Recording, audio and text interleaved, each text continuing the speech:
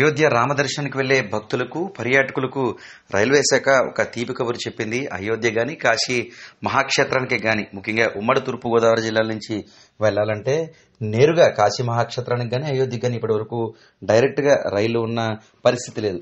విశాఖపట్నం నుంచి భువనేశ్వర్ వరకు ఒక రైలు, మరలా భువనేశ్వర్ ప్రాంతం నుంచి కాశీ మహాక్షేత్రం లేదా అయోధ్య సమీపానికి మరొక రైలు, ఇలా రైళ్లు మారుతూ ప్రయాణం చేయవలసి ఉండేది.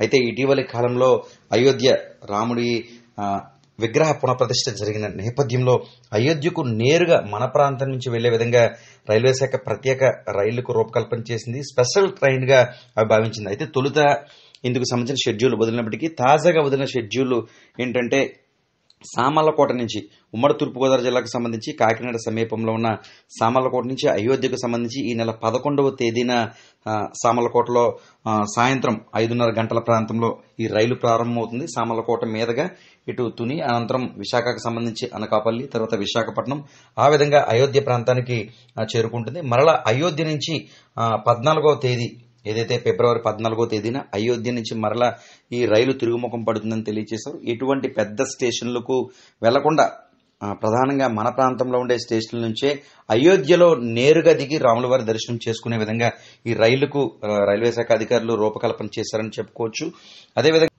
అదేవిధంగా ముఖ్యంగా చూసుకుంటే 7వ తేదీకి సంబంధించి ఏదైతే రాజమండ్రి నుంచి ఉన్న రైలు రాజమండ్రి నుంచి బయలుదేరుతుందా లేదా అన్నది పూర్తి స్థాయిలో తెలియరానప్పటికీ గుంటూరు నుంచి అయోధ్యకు నేరుగా 7వ తేదీని ఈ రైలు చేరుకున్నట్లుగా మనకి రైల్వే శాఖ ద్వారా తెలుస్తుంది.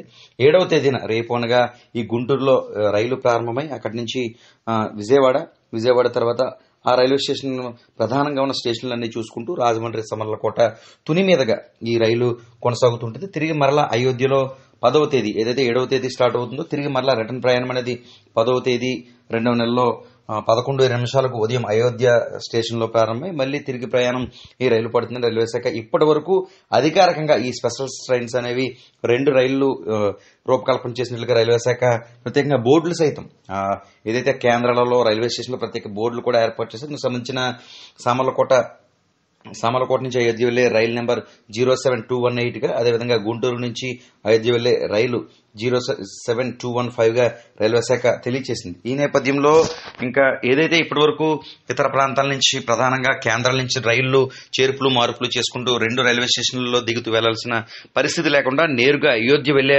అవకాశం ఉన్న నేపథ్యంలో పెద్ద ఎత్తున వీటికి టికెట్లు బుక్ చేసుకుని వెళ్లేందుకు కూడా మక్కువ చూపుతున్నారని చెప్పుకోవచ్చు. ప్రస్తుతం అయోధ్య వివరాలు ఎలా ఉన్నాయి? అనేక శతాబ్దాల కలయిక మన రామ మందిర నిర్మాణం పూర్తి చేయడం కేంద్ర ప్రభుత్వం సహకారంతో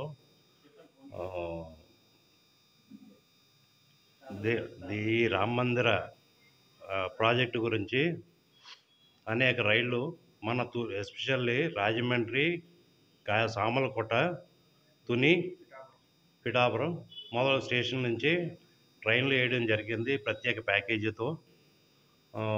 ఇది శుభపరిణామం, కేంద్ర ప్రభుత్వం శ్రద్ధ. ఇది ఒక భారతీయ జనతా పార్టీ నాయకుడిగా నేను చాలా ఆనందం వ్యక్తం చేస్తున్నాను. అలాగే భక్తులందరూ కూడా ఎక్కడెక్కడి నుంచో రావడానికి కూడా ప్రయాణం చేసేందుకు వీలుగా ఉండేలాగా హైపర్ టెక్నాలజీ ఉపయోగించి అనేక రకాలైన ట్రైన్స్ని మనకి అందజేసినటువంటి రైల్వే శాఖకు కూడా మేము కృతజ్ఞతలు తెలియజేస్తున్నాము.